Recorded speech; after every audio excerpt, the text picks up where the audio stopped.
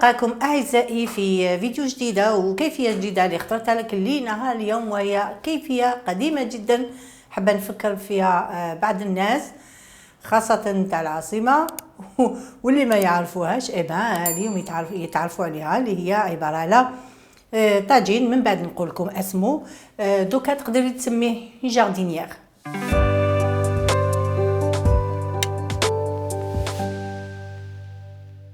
اذا باش نحضروا هاد الطاجين هذا نحتاج قطع لحم خروف، من احسن يكونوا دي كوتلات دون الفيلي ولا في المونش، بصح يكونوا صغار. اذا قطع لحم خروف، حبه بصل كبيره، ملعقه سمن، 2 ملاعق زيت، ملح، فلفل، حبات بطاطا على حساب افراد العائله، حبات جزر صغيره، حبات طماطم، حوالي 200 غرام زيتون بدون نواه، عصير ليمون، ومعدنوس مفروم. هذا الطاجين هو اسمه في الحقيقه نقول بلي ماشي بزاف ناس يعرفوه، حتى الناس تاع العاصمه كثير منهم سواء ما يعرفوش، خاصه اللي شويه صغار، ولا يعرفوه ونساوه. فوالا. اذا حطيت هنايا الزيت، نحط مع شويه سمن،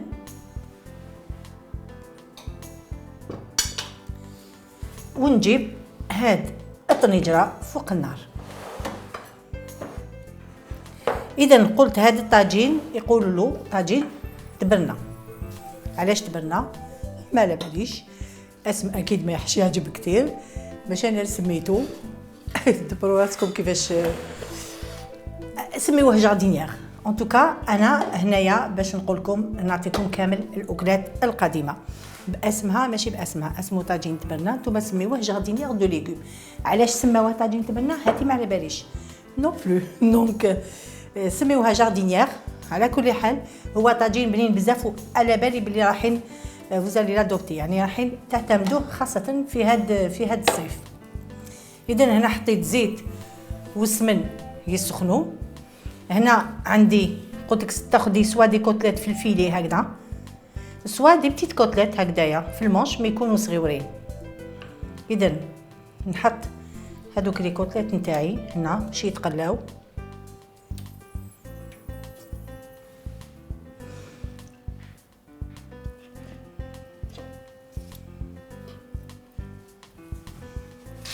هنا ناخذ شويه ملح ونرشو فوق هاد لي كوتلات.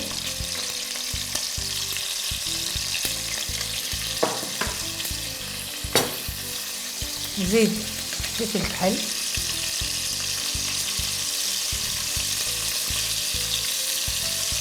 هنا كما قلت عندي خليط تاع السمن وزيت.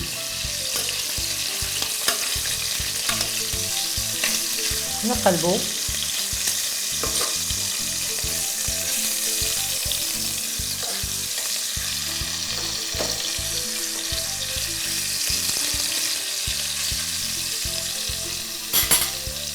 نزيد له من جهه الاخرى ثاني شويه ملح، ما كثروش باسكو عندنا الزيتون هذاك كنت غليته ديجا مره،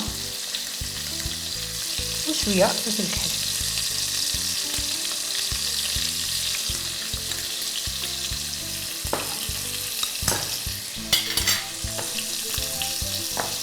هنا عندي بصله كبيره كرفجه،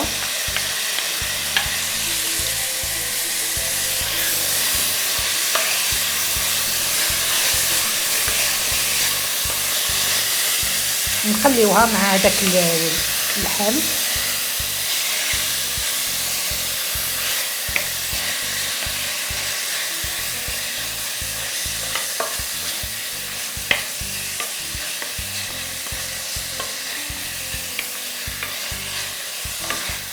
نخليو مليح هذاك البصل باش ما تبقاش الريحه ديالو،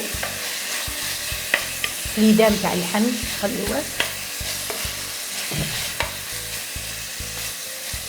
هكذا. نواسي شويه ماء ونخليه يتقلى هكذا، غير باش ما يتحرقليش، ونخليه يتقلى مليح باش يتشرب بنت هذاك اللحم. اي فيس فيرسا، اللحم يتشرب من بنة البصل.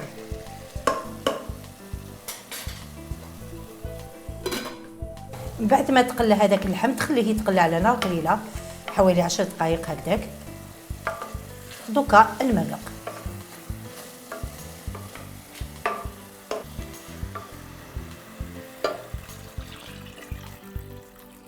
هكذا، ونخلي اللحم يطيب على نار قليله.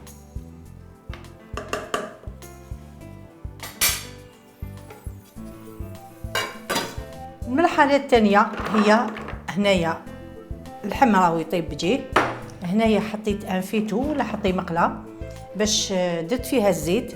دركا واش ندير؟ عندي هذيك الزروديه، هنا خديت حبيبات زروديه صغيورين، واذا كانوا كبار نتيا عاودي قطعيهم. رشها بشويه ملح، ما تكتريش باسكو كل حاجه راح نديروا لها الملح. دونك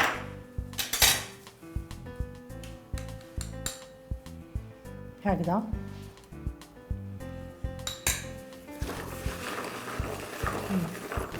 ملح وفلفل كحل،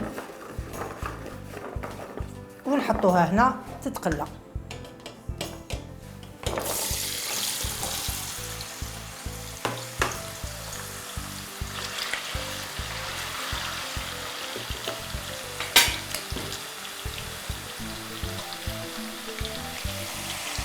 نغطي عليها ونخليها تقلى هكذا مره على مره. حركيها. علاش نغطيها؟ باسكو كوميم الزروديه شويه يابسه، باش هكذاك الغطا يعاونها باش طيب. هكذا راكي تشوفي الزروديه نتاعي خدات لون هكذا. دوك نحيها،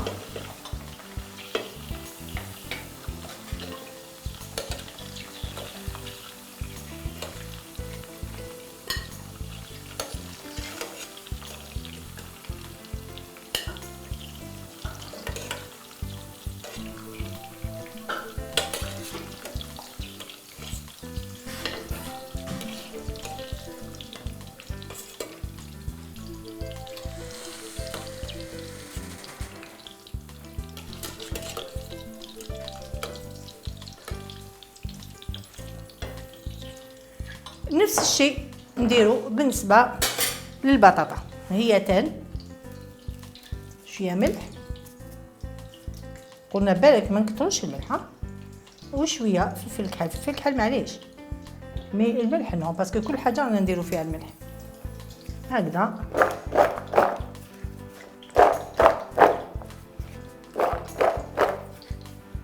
ونحطوها تتقلى.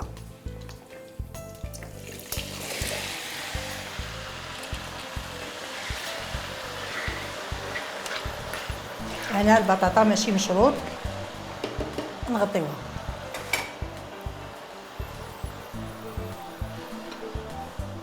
نجيو لهنايا لهداك الزيتون، خاطر الزيتون تاني رايحين نقليوه. دونك الزيتون بعد ما غليتو تاخدي هكذا الزيتون وتتقبيه هكذا، توصلي زوج تقبات ولا تدخليها منها تخرجيها منها ولا باش هكذاك هو تن يدخل له القليان.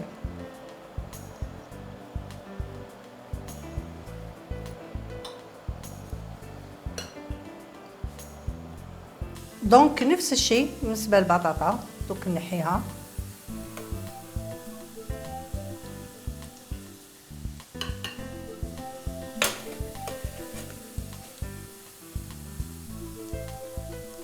نفس الشيء بالنسبه للزيتون تاني نجوزوه شويه في المقله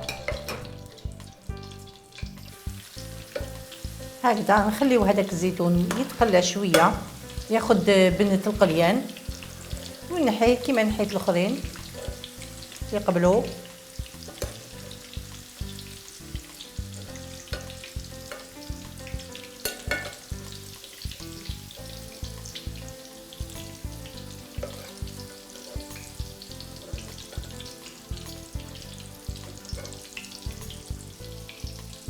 من جهه اخرى ناخذ اناء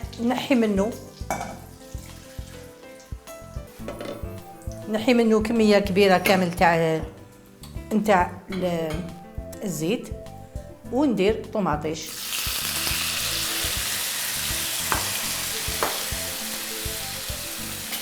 هذه تاني نرش عليها شويه ملح شويه فلفل كحل.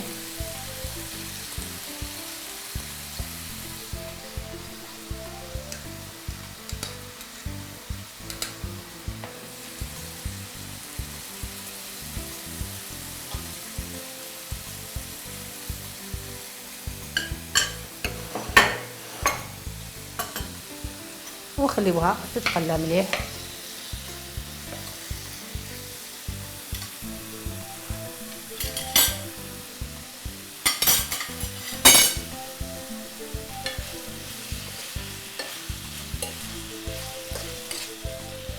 نخليوها حتى تتقلى مليح وتبان بلي ولات فوندونت، يعني فريمون طايبه، وتروح منها ريحه الطوماطيش هذيك اللي ماشي طايبه.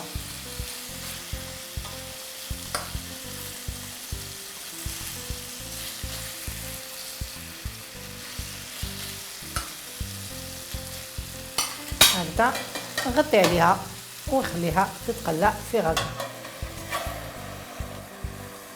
فوالا نخليوها حتى نطيب هكذا.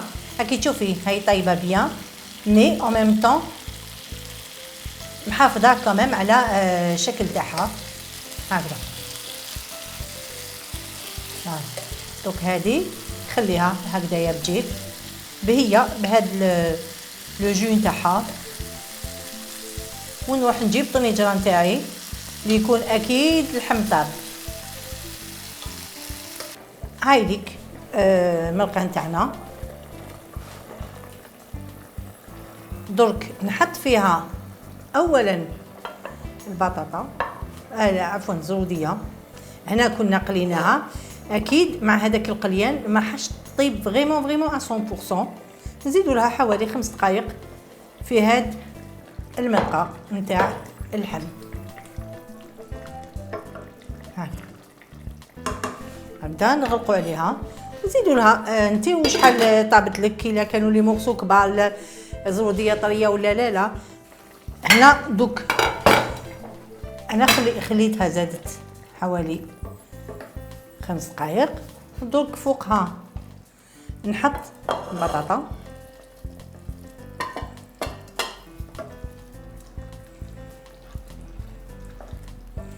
هنا بيان سور المرقه ما لازمش تكون بزاف باسكو لازم يجي يكون مجمر.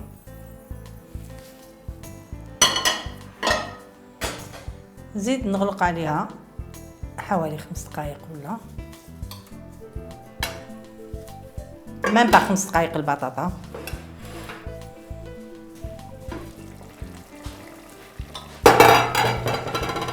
اذا مور بطاطا قلنا نحطو هذيك الطوماطيش هكذا نحطوها هنايا فوق.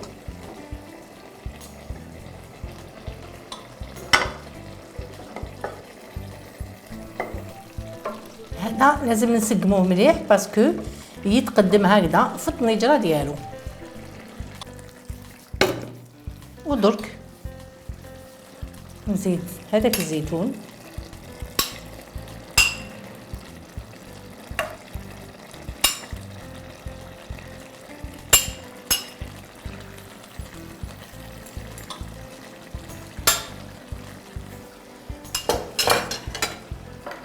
معدنوس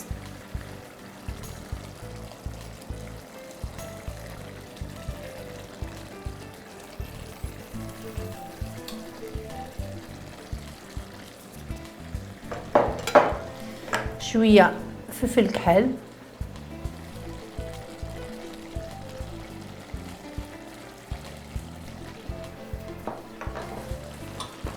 وفي الاخر شويه نتاع القرص. هذا حبي ولا ما تحبيش مسألة ذوق. فوالا وهكذا الطاجين تاعنا راهو واجد.